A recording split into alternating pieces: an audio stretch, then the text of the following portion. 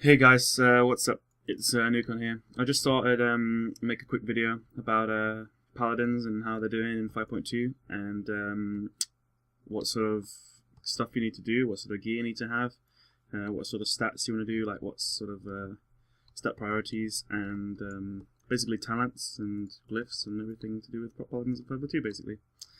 Okay, to start off with, I think we'll look over the stat priorities. So basically, what you want to have is you want to have somewhere between like 50% mastery. I'm at about 45% now, but this is obviously without the mastery buff. So if I go ahead and put on the mastery buff, it goes up to about 50%. There you go. You can see 50%. You can use it, there's no real cap on, well, there's no real limit of how much you want to stack your mastery, but you don't really need above 50% sort of thing. You do need haste though. Haste, it's weird. You wouldn't expect it, but Prot Paladins do need to wear DPS gear. If you'll have a look at most of my gear, basically it's all haste, it's all mastery, or it's either just tank gear that has like some sort of stats. Like my boots here, they have mastery and they have dodge, but I've reforged out of the dodge into haste and then jumped for haste. I've got about 20% haste, and that's with the 15% expertise cap, the hard cap. So I could actually go for more if I wanted to, but I found like halfway through Hoth and sort of heroics, MSV, sort of tier 14 heroics, that I wanted to actually hit the expertise hard caps. And this is basically because, I mean, I was just finding that I was missing stuff, and when you miss stuff, as in your holy power generators, these are things like Hammer of the Righteous, Judgment, and when you have Grand Crusader procs, Avenger Shield as well. You don't really want to be missing these. You always want to have your Shielded Righteous up, like your Shielded Righteous needs to have like the highest uptime as possible. The sort of things that you want to go for in terms of hit is 7.5%. I'm slightly over. I mean, it doesn't matter if you're, let's say, 7.70, 7.60 is fine. Like it's alright if you go 2% over. That's fine.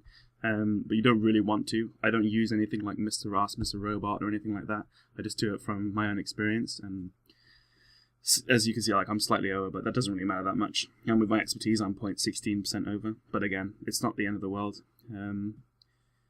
So yeah, moving on to talents. When it comes to talents, this is the sort of cookie cutter build that you sort of want to have. You always want to make sure you have Sacred Shield. Sacred Shield, to be honest, is the only cookie cutter one that you really have. I use Long Arm of the Law in fights like Will. It's really helpful to be able to judge whenever you need to escape any of the dance that you need to do. And basically, it's just whenever you judge, you gain a 3-second movement speed increase. I mean, the other two are very situational. I mean, again, as you say, it's all optional. It's all however you see your playstyle is fine. Pursuit Justice is fine. I don't like it personally, but yeah, it's up to you guys. Speed of Light, again, are fine, but I prefer to have the Judgment one. When it comes to raiding, obviously I'm a raiding paladin, so I don't really need Repentance or Burden of Guilt to slow. I don't really need those. And in my guide for the Council, I use Fist of Justice because it's really helpful. And it's up every time the lower is summoned. Sacred Shield is the only one that you really need to take for this. Is the only cookie cutter like build that you can take, and that's because it stacks with your Vengeance. Basically the shield increases from your attack power, so the higher your attack power, the higher your shield will absorb. And you want to make sure that this is on basically 100% of the time to make sure that you're absorbing as much of the damage as possible. Unbreakable Spirit is very, very good. Again, it's debatable. Sometimes you want to use Hand of Purity. I used to use this for things like Stone Guards. I will be using this for Megara when we get this boss down. I do use it for Megara because of the fire boss that you have to tank. It puts a stacking debuff on you. Things like that. Things like dots, bosses that put dots on you. Stone Guards is one of them, like the Rend, Fresh, or whatever it's called. You really want to make sure you have Hand of Purity up. Clemency is good. Clemency is decent, but I have a Holy Paladin in the raid with me, so I don't really need to use Clemency that much. But Unbreakable Spirit is very good for things like magic damage fights. You have your basically your Divine Protection is up for every 30 seconds. Moving on to the next tier down.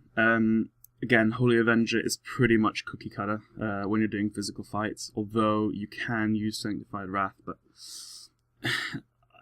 the higher Holy Avenger generator power that you get is so much better when it comes to physical fights, and you can stack up your Shield of the Righteous to about 11, maybe 13, 14 seconds sort of thing, so then you don't have to do it for that time. Obviously it's good to keep it stacked up, but Holy Avenger is basically the best one you can go for here. Sanctified Wrath, I use this for magic damage fights, again, fights like Lei Shi Heroic, I use that on this. It's extremely helpful, When you get, as you can see, you get increased healing, and you get reduces the cooldown of Good Judgment by 50%, so then therefore you're generating more holy power, allowing you to generate more healing. And then we go on to the 90 talents. Again, 90 talents, very, very situational. Execution Sentence for threat, but I don't really use it in raids. It's not really that good, I find. The extra damage is not really worth it compared to Light's Hammer. Again, obviously they all scale with Vengeance. Light's Hammer I find is the best one. This is because, again, it's an AoE heal. It's basically a raid heal. It does insane amounts of healing. I think I've ticked like 50k every tick. Like, not every tick rather, but like my highest tick has been 50k.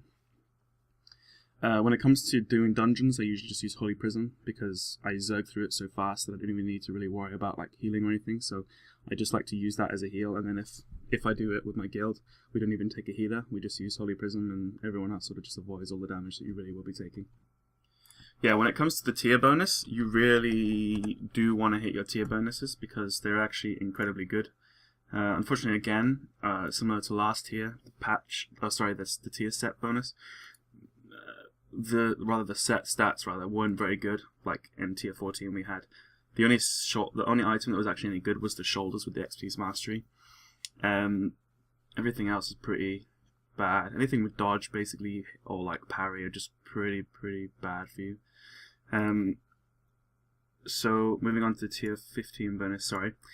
It's insanely good. Let me just show what they are again. They are, when you cast like your Word of Glory, you get a 40% additional block chance for 5 seconds per holy power, which is actually insane.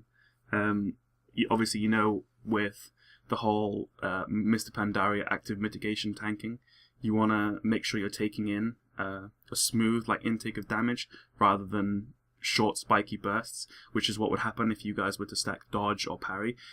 You take more damage, but you take it sort of you take more spike damage rather than a smooth intake of less damage, which is why you're using Shield of the Righteous and why you're using haste to generate your Shield of the Righteousness, your buff to generate it up.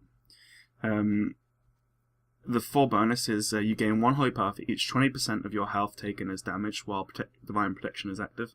Again, this is really good. Every time you take 20% of your health when you have Divine Shield up, Divine Protection, sorry, you gain 1 holy power, which is again very good because you're constantly wanting to use all your spells for your active mitigation and to keep up, and any holy power you can generate extra is just an added bonus. Now when it comes down to glyphs, the only glyph you need to use is Glyph of Battle Healer. When you're using your haste, every time you attack using Seal of Insight, which you have to always have up, Seal of Insight is the best seal. At the beginning of Mr. Pandaria, they nerfed Seal of Truth and made it pretty much useless. I think they nerfed the damage by something about 90%, so it almost made it extremely useless. So you want to make sure that you have Glyph of Battle Healer up all the time. All of the glyphs can basically be interchanged for one another. Things like Avenger Shield Glyph, Focus Shield Glyph, basically where it hits 2 less targets, but it hits 30% more damage. And this is good for fights where you're not tanking more than 1 boss. If you're doing dungeons, you won't want to use this glyph because it's nice on trash, where you can do where you can hit all 3 targets, and you do generally do more damage if you're hitting 3 targets rather than just the 1. But again, if you're doing things like Will of the Emperor, like you're only hitting 1 target, so it's kind of, you can use this glyph and it's really helpful. Yeah, you can use this glyph every time you block. You get a 20% damage increase to your Shield of the Righteous, and this stacks up to 3 times. This is pretty much a cookie cutter build for me, a cookie cutter glyph for me. I basically always use this one, or I'll swap it out with Focus Shield if it's like a magic damage boss, like for example Lei Shi. And in that case, if it is a magic damage boss, I'll make sure not to use Divine Protection glyph. This Divine Protection glyph is very good if you're using, if you're going against the boss with physical damage, as it takes, because Divine Protection is a 40% damage reduction from magic all the time now, because what it used to be in Kata was the other way around, where it was 40% damage reduction, physical damage reduction, but then when you use the glyph it was 20% physical, 20% magical, but now it's 40% magical. When you have it glyphed, it's 20% magical, 20% physical. When I do bosses with magic damage, I take Glyph of Avenging Wrath, because as you can see here, it says while Avenging Wrath is active, you are healed for 1% of your maximum health every 2 seconds.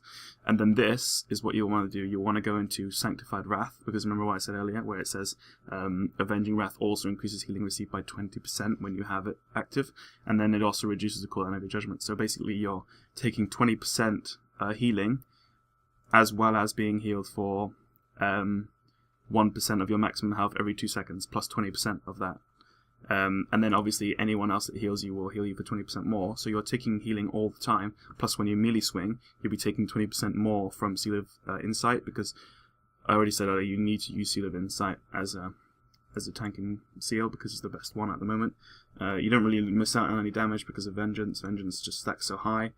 So yeah, I think that's everything. If not, if anyone has any other questions that they'd like to ask me, then feel free to go ahead and do that. But this is just a basic guide. I thought it's running a bit long now. I thought maybe if there's any other questions, yeah, that anyone wants to ask, and if you enjoyed the guide, please feel to like and favorite the video or subscribe, whatever. And again, yeah, if you have any other questions, then feel free to ask away, and I'll answer any questions that you guys have as best of my ability. Cheers, guys. Newcon out.